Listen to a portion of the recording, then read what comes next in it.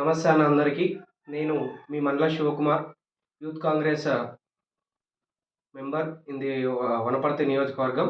అయితే ప్రస్తుతం ఇవాళ మన తెలంగాణలో మరి మే 13న జరగబోయేటువంటి పార్లమెంట్ ఎన్నికల్లో మరి అయితే గత 10 సంవత్సరాల నుంచెల్లి భారతదేశ వ్యాప్తంగా కూడా నరేంద్ర మోదీ గారి యొక్క ఆధ్వర్యంలో మరి భారతదేశ పరిపాలనా వ్యవస్థ అంతా కూడా జరగడం జరుగుతుంది. అయితే గత 10 సంవత్సరాల నుంచెల్లి మరి ఒక్కసారి యువత అంతా కూడా ఆలోచన చేయాలి. నేను ఎస్పెషల్లీ ఈ వీడియో చేస్తున్నదంతా కూడా యువత కోసమే ఈ వీడియోని ఏర్పాటు చేయడం జరుగుతుంది. ఓ యువతమా మేలుకో, భగత్ సింగ్ లాంటి వ్యవస్థను, సుభాష్ చంద్రబోస్ లాంటి త్యాగాన్ని ఇవాళ మీరు తెలుసుకోవాలి. ప్రస్తుతం ఏంది అని అంటే మోదీ ప్రభుత్వానికి మరియు మన కాంగ్రెస్ ప్రభుత్వానికి ఒక చిన్న వివరణ ఇస్తాను మీకు. బ్యాంకింగ్ వ్యవస్థనంతా కూడా జాతీయం చేసినటువంటి ఘనత కాంగ్రెస్ పార్టీది. ప్రాజెక్టుల నిర్మాణం చేసి రైతుల వ్యవస్థను ఏర్పాటు చేసింది. దళితులకు ఇళ్ల పట్టాలను, పోడు భూముల పట్టాలను, ఇళ్ల నిర్మాణాన్ని ఇందిరమ్మ ఇళ్ల పేరుతోనే ఏర్పాటు చేసుకోవడం జరిగింది. అదే ప్రస్తుత కాలంలో అయితే మోదీ గారు అయోధ్య రామ మందిరం, మరి ఎక్కడైతే దుబాయ్లో హిందూ మతాన్ని ఏర్పాటు చేయడం, హిందూ మతం గొప్పది, మేము కూడా హిందువులమే, మేము కూడా హిందూ నాయకుల వ్యవస్థమే, మేము కూడా హిందూ మతంలోనే పుట్టినాం పెరిగినాం, ఆఖరికి హిందూ మత సాంప్రదాయ వ్యవస్థతోనే కొనసాగుతాం, సనాతన ధర్మాన్ని మేము కూడా పాటిస్తాం. కేవలం నీవు ప్రస్తుతం అంటే దాదాపు 2014 సంవత్సరం నుంచి 2023 సంవత్సరం వరకు నువ్వు తీసుకొచ్చినటువంటి హిందూ మతం, నువ్వు ఏర్పాటు చేసినటువంటి ఏదైతే అయోధ్యలో ఏర్పాటు చేసినటువంటి రామ మందిరమే కదా. అంటే గతంలో రామ మందిరం లేదా? మరి భద్రాచలంలో తీసుకున్నటువంటి రాముడు గాడా? మరి నువ్వు ఏర్పాటు చేసినటువంటి రామ్లాలా అంటే బాలరాముడే దేవుడా? మరి ఊరూరా ఈ అక్షంతల ప్రోగ్రాం పెట్టినటువంటి భజన బ్యాచ్ అంతా కూడా ఈ ఊరూరా ప్రోగ్రాం పెట్టడం, అక్షంతలు వంచడం, యువతనంతా కూడా హిందూ మతము అనేటువంటి పేరుతోన వాళ్ళని మభ్యపెట్టి దిస్ ఈజ్ ద హిప్నటిజం. అంటే వాళ్ళ మైండ్ సెట్ మొత్తాన్ని కూడా ఒక హిప్నటిజం మాదిరిలా దేవుడు ఉన్నాడు అంటే రాముడే దేవుడు, రాముడే గొప్పవాడు, అది కూడా అయోధ్యలో ఉండేటువంటి రామ మందిరము. ఇక దునియాలో మన గ్రామాలలో ఉండేటువంటి రాముడు గాడు. సీతారాముల కళ్యాణం మనం గతంలో చేసుకునేలేమా? ఒక్కసారి ఆలోచన చేయాలి.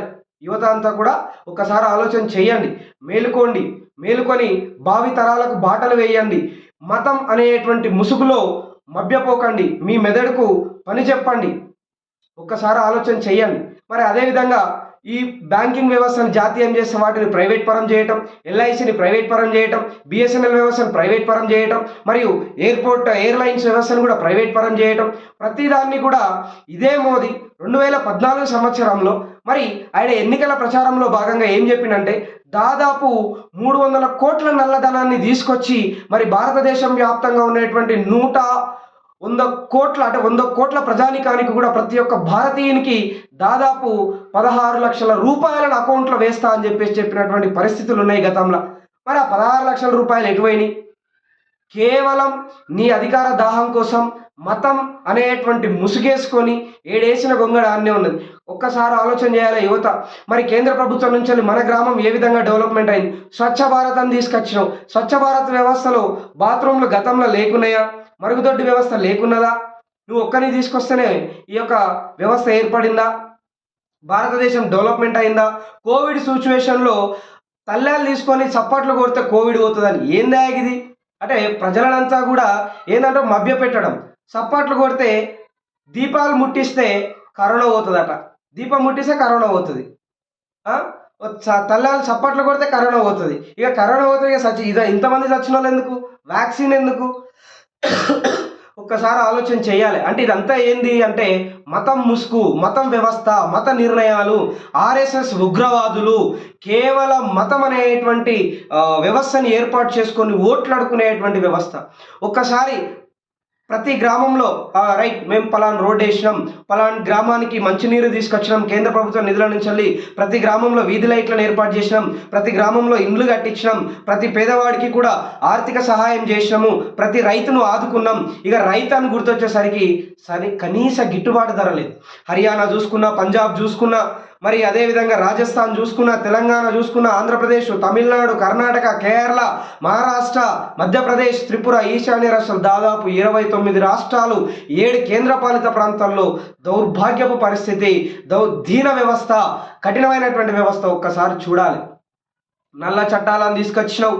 అనిల్ అంబానీకి, ముఖేష్ అంబానీకి, ఆదానికి, నీరవ్ మోదీకి, వీళ్ళకు మాత్రమే నీవు కేవలం వాళ్ళ యొక్క బానిస కుక్కలాగా ఉంటూ నీ అధికారాన్ని కాపాడుకోవడం కోసం ఈ విధంగా ఏర్పాటు చేస్తావు. ఇక కొన్ని సర్వేలు అయితే మరీ దారుణం, 400 సీట్లు అని చెప్తున్నాయి. మనకు ఉన్నవే 545 సీట్లు మ్యాక్సిమం సీట్లు. ఆ మ్యాక్సిమంలో కొన్ని 2 ఇండో ఆంగ్లో ఇండియన్స్, మరి అది రాష్ట్రపతి నామినేట్ చేయడం జరుగుతుంది. ఇక అందులో సాధారణ ఎన్నికల్లో పోటీ చేసేటువంటివి 542 అభ్యర్థులు మాత్రమే. ఇక 542 అభ్యర్థులలో మరి అందులో ఇక ప్రతిపక్షాలు, రాష్ట్ర ప్రభుత్వాలు, అధికార పక్ష ప్రభుత్వము, ఇవన్నీ మరి ఎట్లకెళ్ళి 400 ఓట్లు వస్తాయి?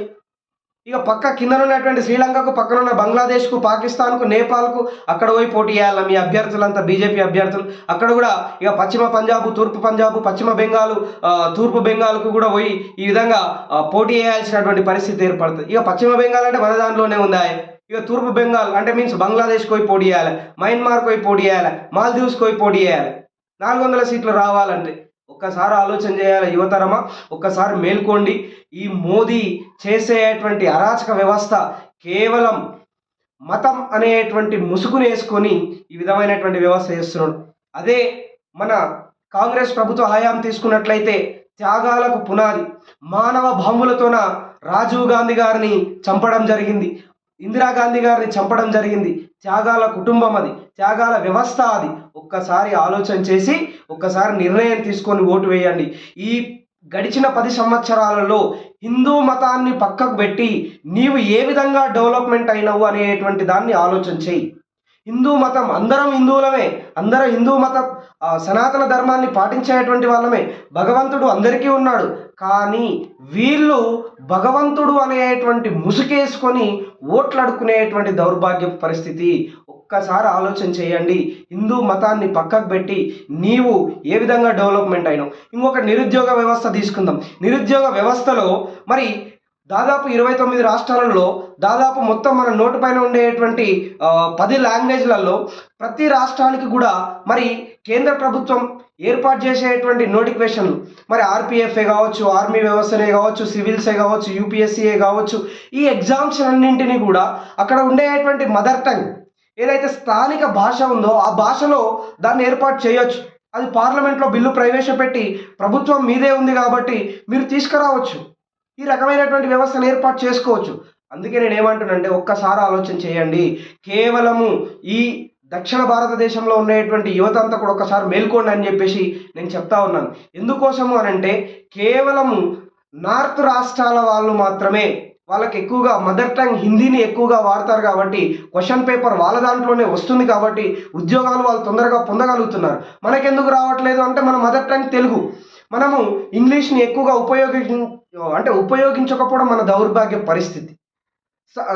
సరి లేనటువంటి ఇంగ్లీష్ని యూజ్ చేసుకోవటం, హిందీని ఎక్కువగా యూజ్ చేసుకోకపోవటం, ఈ రకమైనటువంటి వ్యవస్థ ఉంది. కాబట్టి అదే మన మదర్ టంగ్లో క్వశ్చన్ పేపర్ వస్తే ఇవాళ ప్రతి ఒక్కరు కూడా మరి సెంట్రల్ ప్రభుత్వంలో కావచ్చు, సివిల్స్లో కావచ్చు, ఆర్పిఎఫ్లో కావచ్చు, ఆర్మీలో కావచ్చు, ప్రతి ఒక్క ఉద్యోగ వ్యవస్థలో అంటే కేంద్ర ప్రభుత్వం ఇచ్చేటువంటి నోటిఫికేషన్ వ్యవస్థలో మనం అందరం కూడా ఉద్యోగాలు సాధించవచ్చు. కాబట్టి నేను ఒక్కడే చెప్తున్న యువతరమా, మేలుకొని ఓటేయండి.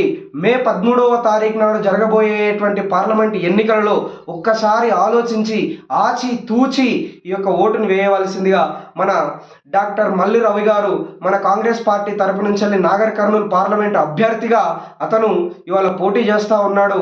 మరి ఈ యొక్క చేతి గుర్తుకు ఓటేసి గెలిపించవలసిందిగా కోరుకుంటూ ముగిస్తా ఉన్నాను. జై హింద్.